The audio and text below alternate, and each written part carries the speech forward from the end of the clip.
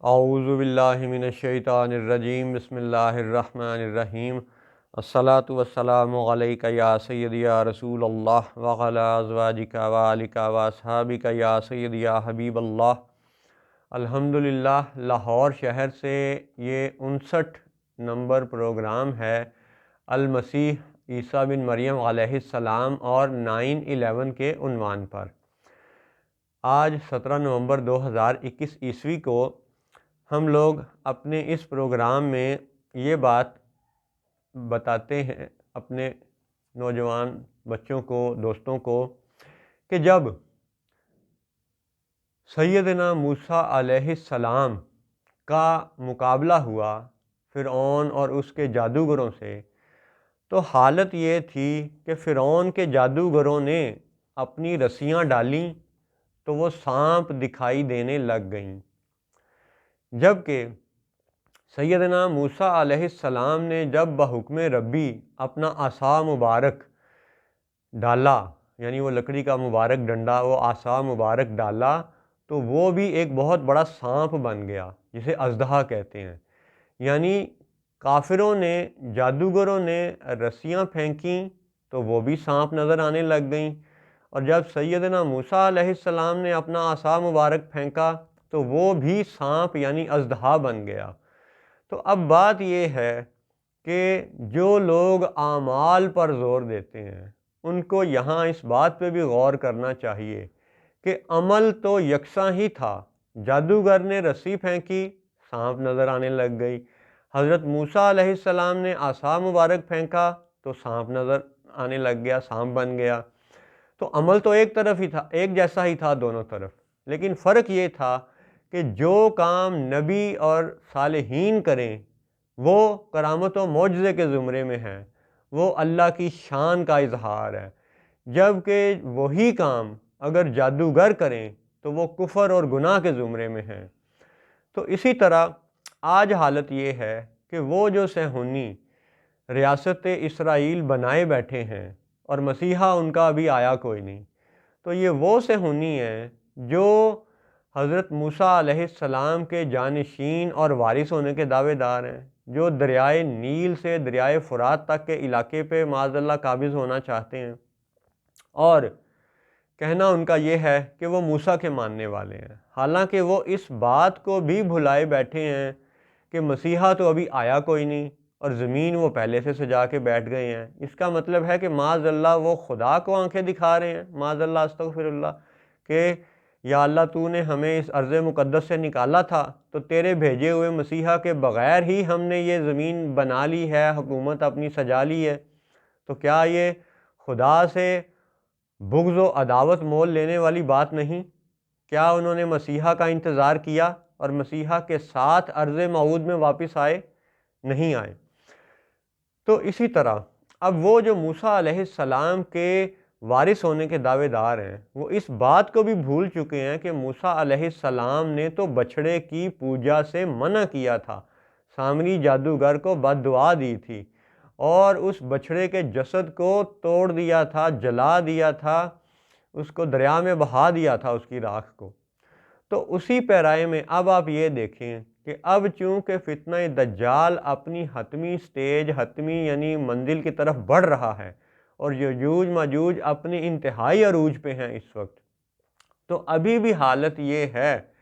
کہ اب اس دجالی فتنے میں ایک بڑی اہم نشانی پھر سامنے آئے گی۔ وہ نشانی یہ ہوگی کہ المسیح عیسیٰ بن مریم علیہ السلام بھی مردے زندہ کریں گے، کرنے والے ہیں، کرتے رہے ہیں، جبکہ دجال بھی مردے زندہ کرے گا۔ تو جب مردہ زندہ کرنا ایک انتہائی کمال اور اہم بات ہوگی، اور جھوٹا مسیحا یعنی مسیح الدجال بھی وہی کام کرے گا اور المسیح عیسیٰ بن مریم علیہ السلام بھی وہی کام کریں گے، تو پھر فرق کیسے ظاہر ہوگا؟ یہ پہلے بھی بات ہو چکی کہ فرق روضہ رسول سے ظاہر ہوگا، ذات رسول سے ظاہر ہوگا، اصحاب رسول سے ظاہر ہوگا، حق اور باطل کا فرق۔ تو ابھی آپ فی الوقت یہ دیکھیں کہ موسیٰ علیہ السلام نے وہ جو عصا پھینکا تو وہ سانپ بن گیا، جبکہ جادوگروں نے رسیاں پھینکی تو وہ سانپ دکھائی دینے لگ گئیں۔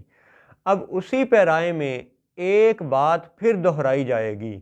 اس دہرائی جانے والی بات کا ذکر یعنی مردہ زندہ کرنے والی بات کا ذکر اب آپ قرآن پاک سے سنیں۔ سورۃ البقرہ جو قرآن پاک کی دوسری سورت ہے،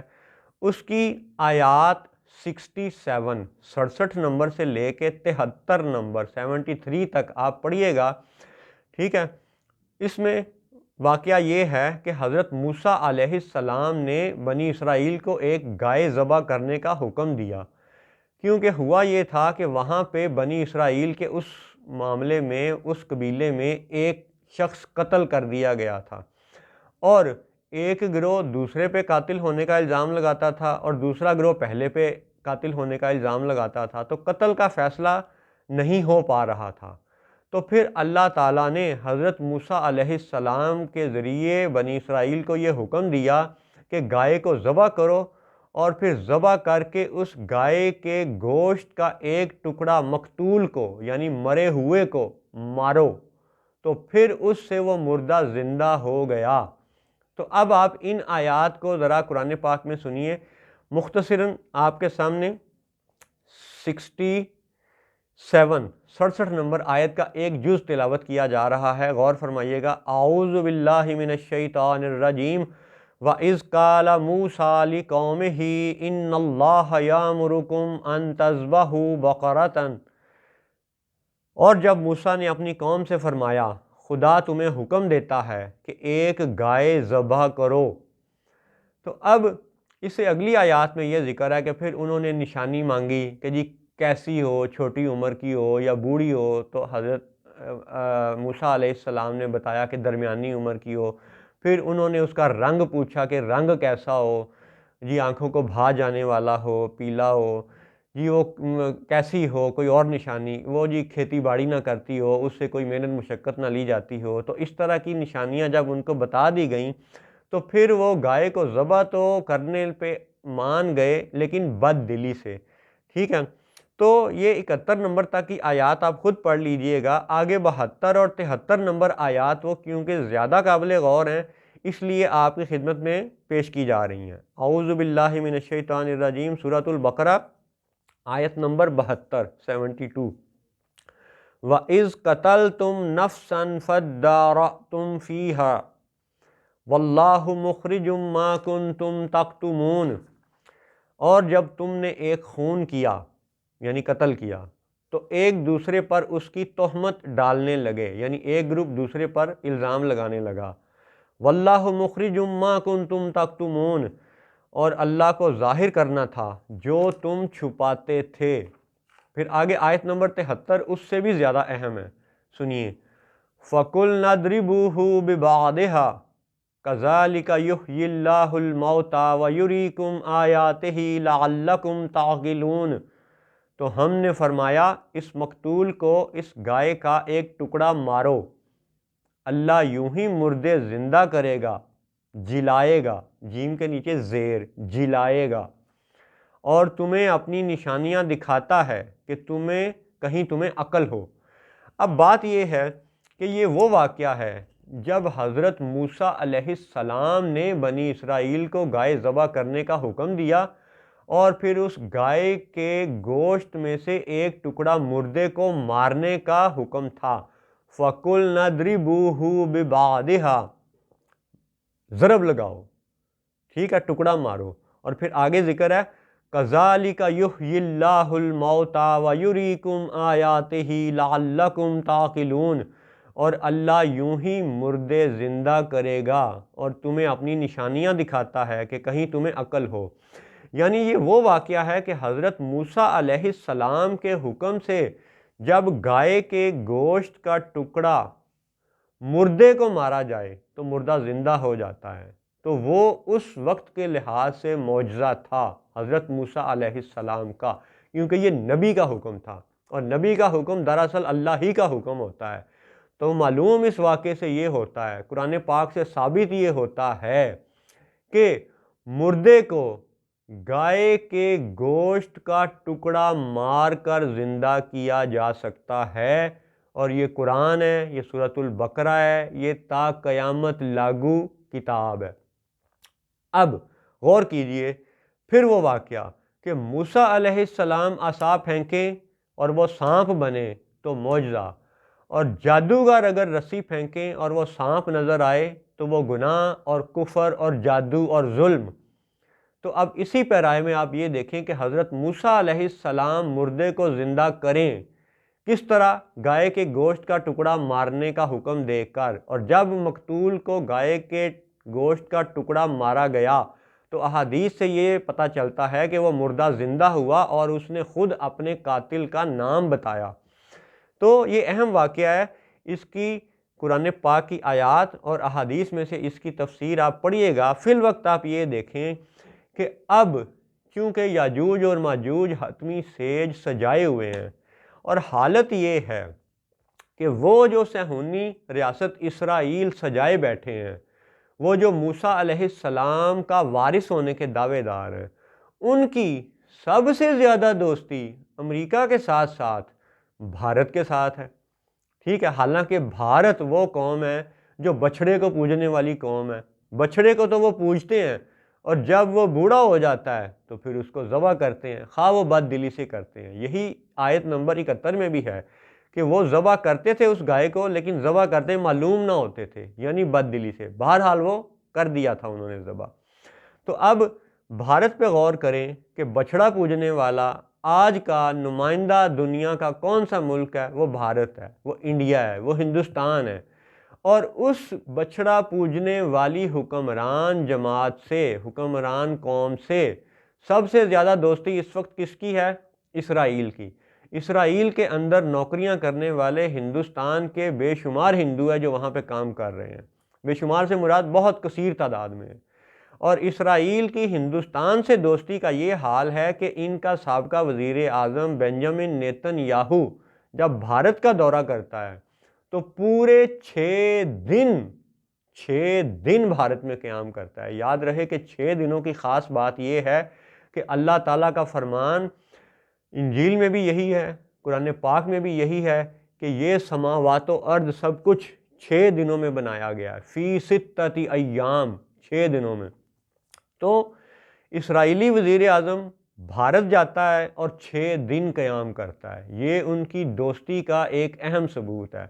اور ان کے اس عقیدے کا رد ہے کہ وہ موسیٰ کے جانشین ہیں۔ اگر وہ موسیٰ کے صحیح جانشین ہیں تو پھر بچھڑا پوجنے والوں سے ان کی دوستی کیوں ہے؟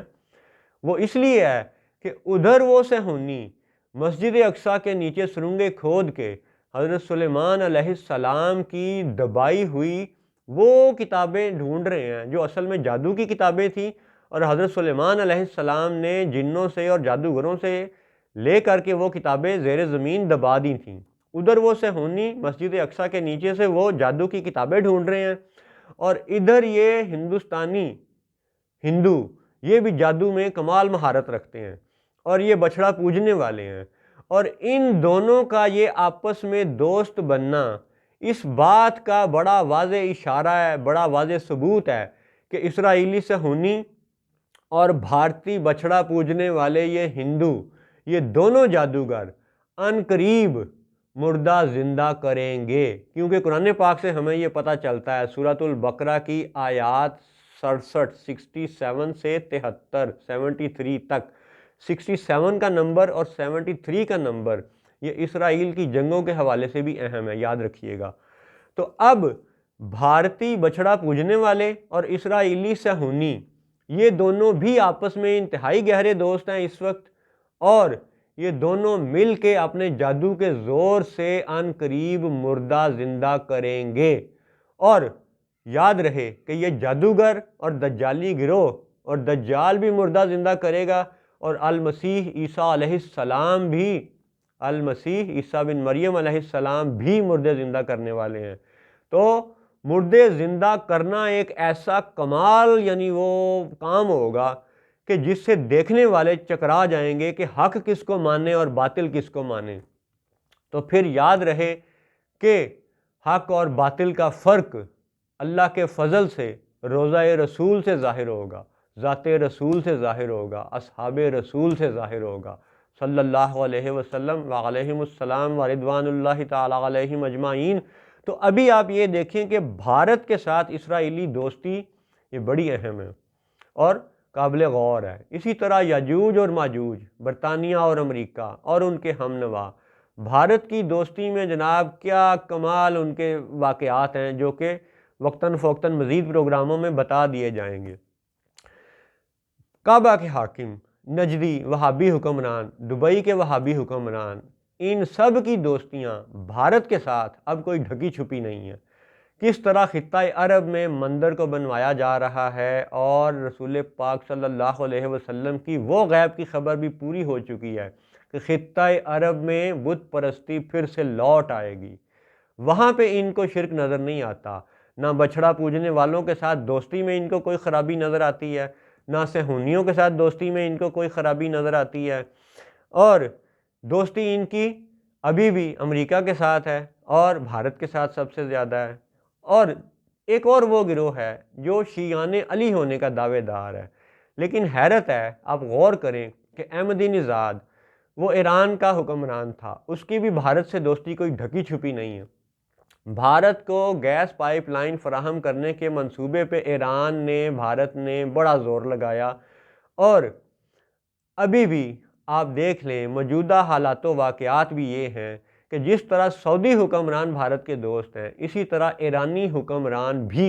بھارت ہی کے دوست ہیں،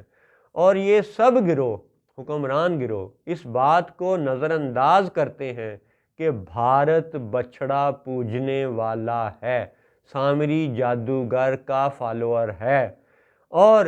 اس آخری مارکے میں مردے کو بھی زندہ کیا جائے گا۔ تو اب بھارت کی ان سب سے دوستیاں یہ بے معنی نہیں ہیں۔ روس کا پیوٹن، صدر پیوٹن، وہ بھی انڈیا کے ساتھ دوستی کے پرانے معاہدوں کو پھر سے تازہ کر رہا ہے۔ ابھی حال ہی میں اسی نومبر 2021 میں S-400 کا جو ان کا میزائل کا سسٹم ہے، ٹھیک ہے، وہ بھی روس کی طرف سے بھارت کو دیا گیا ہے۔ اب بھارت کا سعودیہ سے تجارت، بھارت کی اسرائیل سے تجارت، بھارت کی امریکہ سے تجارت، بھارت کی ایران سے تجارت، یہ سب باتیں بے معنی نہیں ہیں، کیونکہ ان کی معنویت ہمارے لیے قرآن و حدیث کے حوالے سے اہم ہے، کیونکہ بھارت ہی بچھڑا پوجنے والا ہے۔